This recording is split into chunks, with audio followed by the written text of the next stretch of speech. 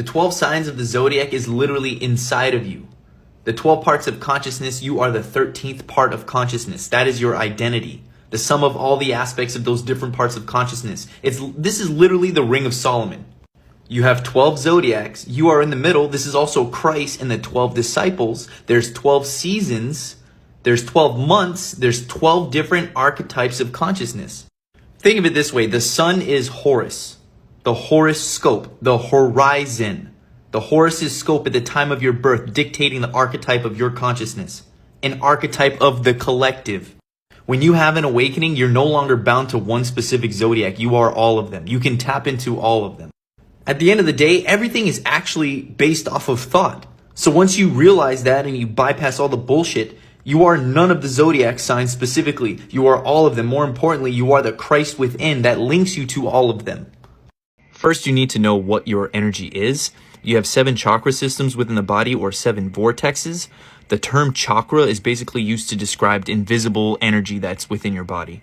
And if you've ever noticed how there's 7 chakra systems, also 7 luminaries, 7 layers of heaven, as within, so without, as above, so below.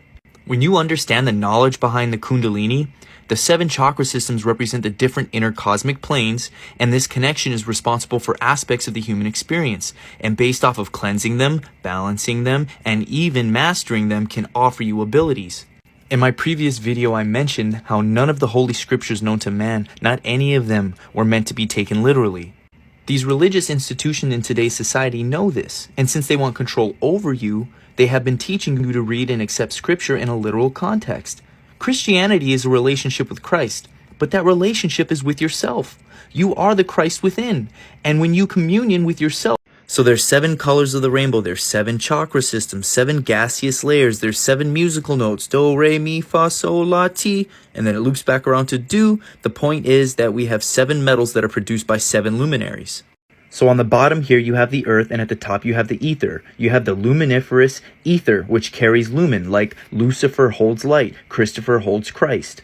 The luminiferous holds the ether, 7 luminaries, the 7 chakras, as within, so without. Everything is energy, everything is spiritual matter. The light of the sun becomes gold, which is why gold is worth so much. Venus becomes copper, light of Mercury becomes mercury. The moon becomes silver, Mars becomes iron. Iron is in your blood, Mars is red. Light of Jupiter becomes tin, Saturn becomes lead. Those are the 7 different metals.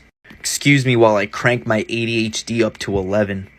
Low frequency light becomes matter, which is angelic beings falling in consciousness. High frequency